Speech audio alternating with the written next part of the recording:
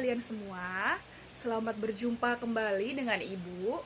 Nah, seperti biasa ya, jika bertemu dengan Ibu, berarti kita akan membahas materi bahasa Indonesia. Mari disimak dengan baik video pembelajarannya. Silahkan anak-anak siapkan buku Bupena 4D, lalu buka subtema 3 muatan bahasa Indonesia.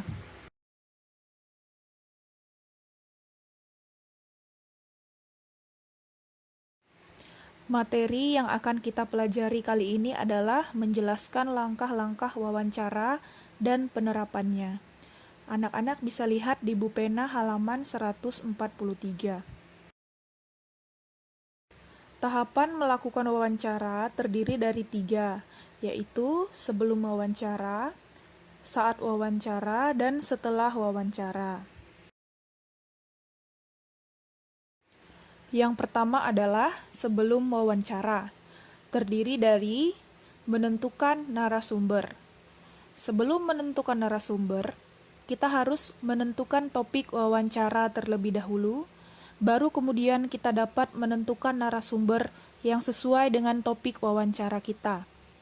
Lalu, menentukan waktu dan tempat wawancara. Setelah kita menentukan narasumber, maka langkah selanjutnya adalah menghubungi narasumber untuk menentukan waktu dan tempat wawancara. Hal ini penting dilakukan karena narasumber biasanya adalah seseorang yang memiliki jadwal yang padat, sehingga kita harus menyesuaikan waktu dengannya. Yang terakhir, membuat daftar pertanyaan sesuai dengan topik wawancara, agar saat melakukan wawancara nanti, kita tidak lupa dengan hal-hal yang ingin kita tanyakan, maka kita harus membuat daftar pertanyaan terlebih dahulu. Yang kedua adalah pada saat wawancara. Yang pertama, menemui narasumber sesuai waktu dan tempat yang sudah kita sepakati di awal dengan narasumber kita. Ingat, kita sudah membuat janji dengan narasumber kita, maka kita harus menepati janji kita dengan datang tepat waktu.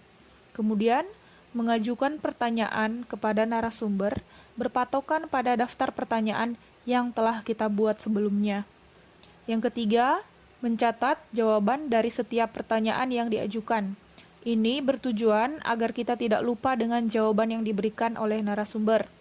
Terakhir, mengucapkan terima kasih kepada narasumber. Narasumber telah bersedia meluangkan waktu dan memberikan informasi yang kita perlukan. Maka sudah sepatutnya jika kita mengucapkan terima kasih kepadanya. Yang ketiga adalah setelah wawancara.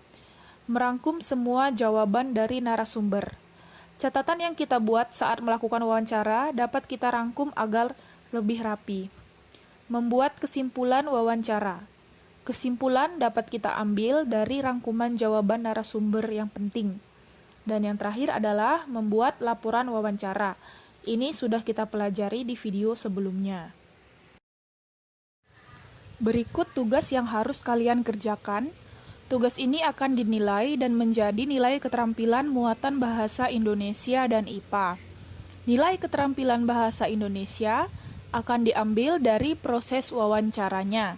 Sedangkan nilai keterampilan IPA akan diambil dari isi wawancaranya. Bagaimana pemanfaatan sumber daya alam di rumah kalian masing-masing? Berikut hal-hal penting yang harus ada di dalam video wawancara kalian. Nah, setelah ini akan ada video contoh wawancaranya. Silakan kalian simak dan perhatikan dengan baik.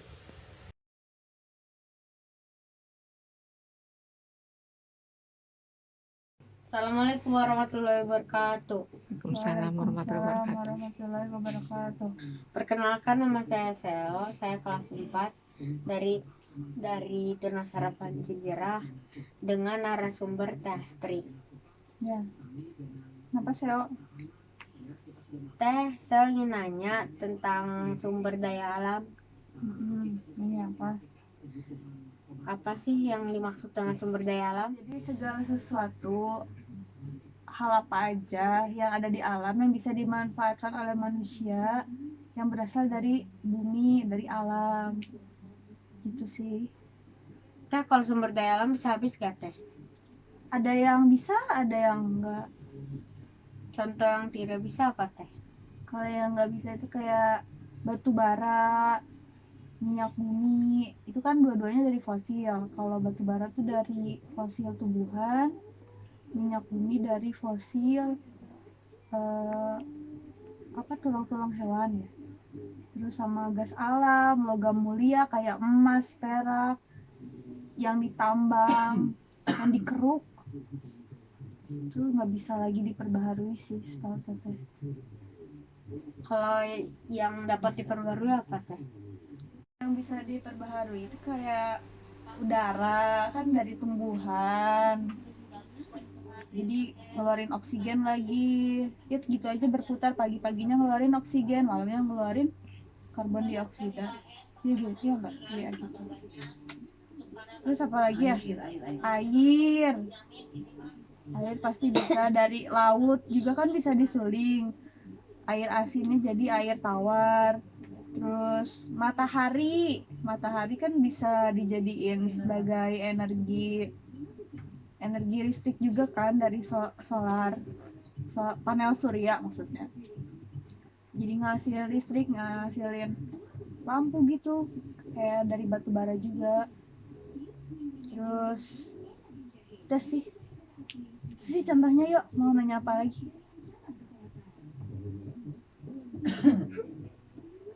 Kalau rumah-rumah yang lain sama kantor-kantor yang besar gitu kan perlu energi listriknya banyak. Nah, itu dari mana energi listriknya?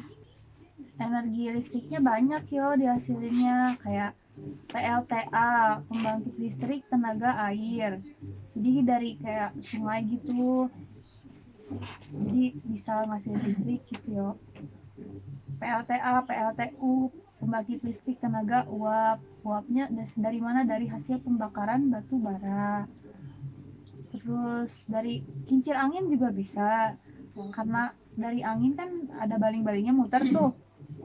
Hasil putaran itu tuh bisa menghasilkan energi listrik juga. Terus tadi juga kan udah dijelasin dari apa, matahari.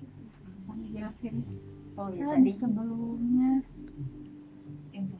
Iya, yang sebelumnya. Jadi dari matahari kita bisa hasilin energi listrik dari panel surya gitu. Oh gitu. Makasih ya Teh. Iya, sama-sama Seo. Assalamualaikum. Waalaikumsalam. Nah, itu tadi hanya contoh saja ya anak-anak. Kalian bebas berkreasi dengan ide kalian masing-masing saat membuat video wawancara kalian nanti. Demikian video pembelajaran untuk hari ini.